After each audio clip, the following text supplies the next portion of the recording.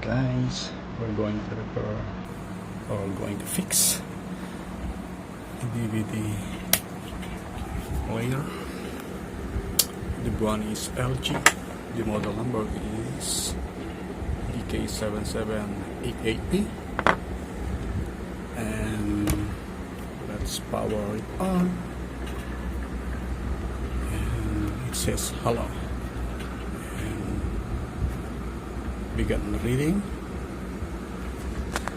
Okay, that's the problem. Notice. Let's try to check and insert again. And let's see if the DVD is spinning. Oh, it's not. And there is the problem. It says notice.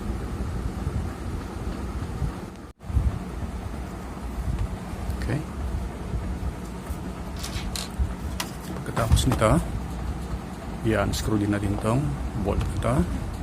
Ito, pangalawa, tatlo, at pang-apat.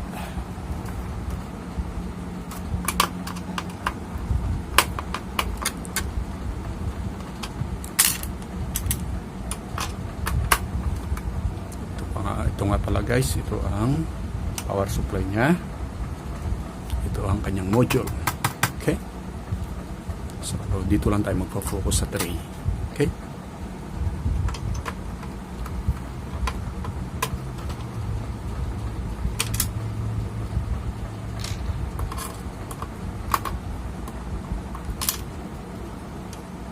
sakali nga pala guys, tatanggap na kayo ng mga repairs sa inyong mga shop.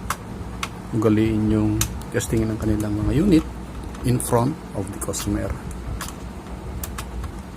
para lagi tayong safe. Meron po kasing customer marunong din, iba yung sasabing issue, then kung sakali i-charge mo sila ng dalawa dahil dalawang issue, hindi sila papayag. So kung ano lang yung sinabi nilang sira, yun lang ang babayaran nila. So ngayon guys, tanggalin natin ito, and followed by the ribbon cable. Unplug lang natin siya. Be careful guys. Okay, and then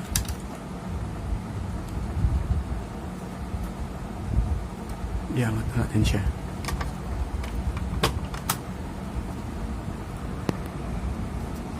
Tutulat.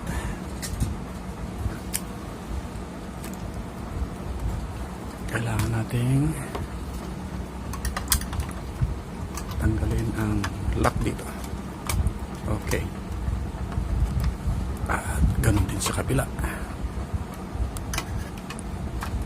Angat lang, then push. Okay, yun, then hilain natin dito.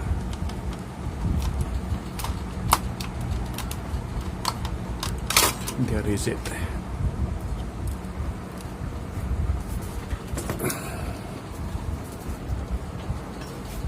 Okay, so papakita ko, since ito ay DC motor guys, may polarity siya. So aim natin yung test prod natin sa pula, which is positive.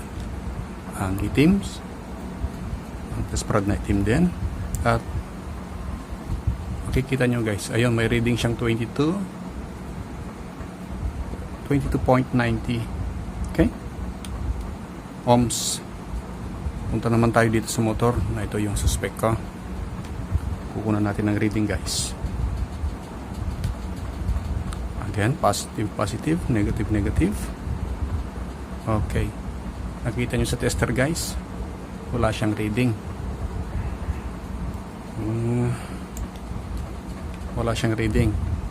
Check natin, baka wala ring reading ito. Ayun guys, meron. So ito ang papalitan natin para ma-fix natin ang ating kinukumpone. Okay? off.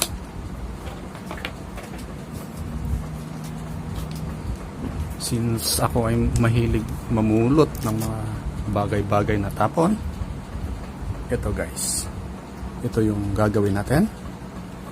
Ito may spare ako. Okay, so ang gagawin ko, kukunin ko itong motor na to at i-install ko dito. Okay, so bago ko siya i-install, ito dalawa guys ha, ito check din natin. So ito yung nag-spin ng ating DVD. Okay, so again, testerin natin ang ating kakahuyan. So negative, positive, check natin guys.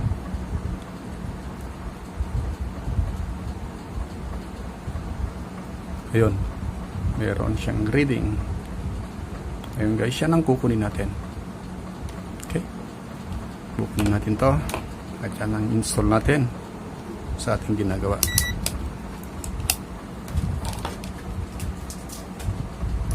And to do that,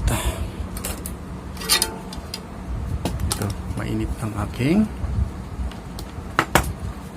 soldering iron. So linisan lang natin ang tip. Ito ang disadvantage pag ang soldering iron nyo is China product. Affordable pero yung quality niya is wala. So kukunin natin siya.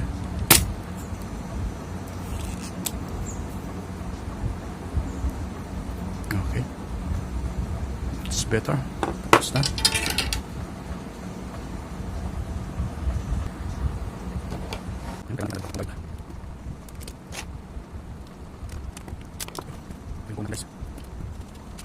Okay,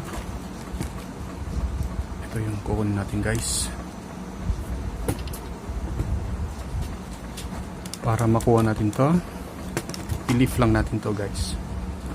Okay, kasi under nito nandito yung dalawang screw nya. Okay, ito yan, screw natin to para makuha natin yung motor, DC motor.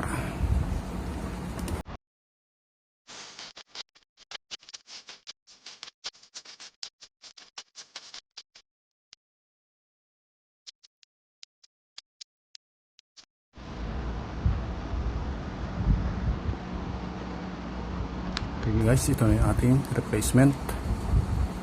Ngayon, tatanggalin natin ang solda nitong defective DC motor natin. Okay?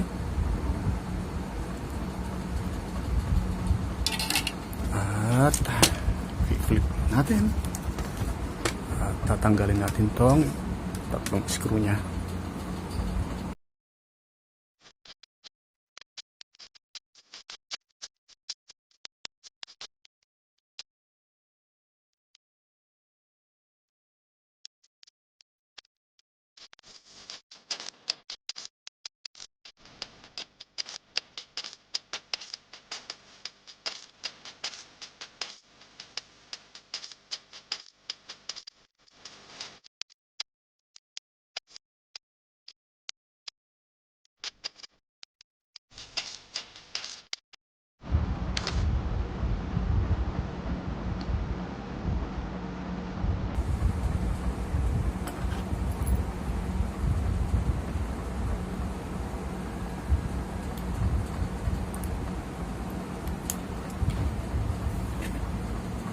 Ito guys, ito yung repair, ito yung pinalitan, ito yung pinalit.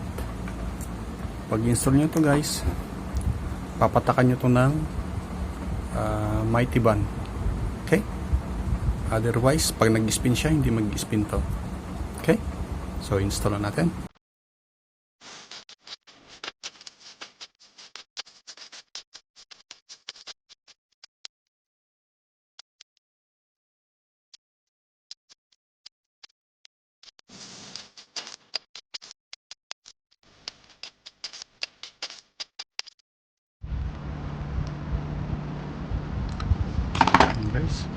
Gaya ng sinabi ko, papatakan nyo ng isang patak ng mighty band. Okay? Yan, saka natin install.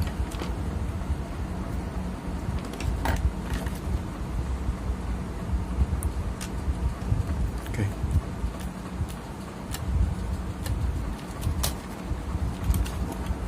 Tapos ito guys, sosoldaran natin yung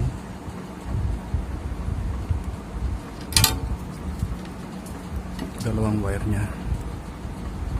Okay. Papasin nyo. Dito sa board natin may nakalagay na ito red. Ito BK, stand for black. Okay.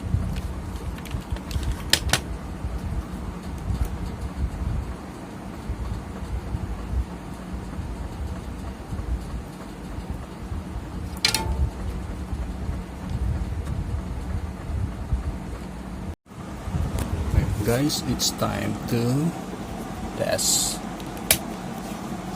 Power on. And it says hello. Now this is loading and look.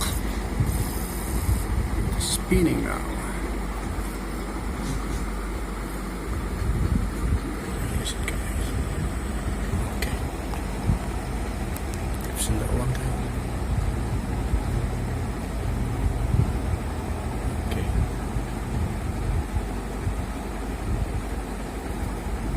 Umpisa na siya mag-read guys. Success ang ating repair. Hopefully may natutunan kayo guys. Okay? Hindi na kailangan i-plug in sa TV. Okay? Nagre-read na siya. Okay guys, salamat. At God bless.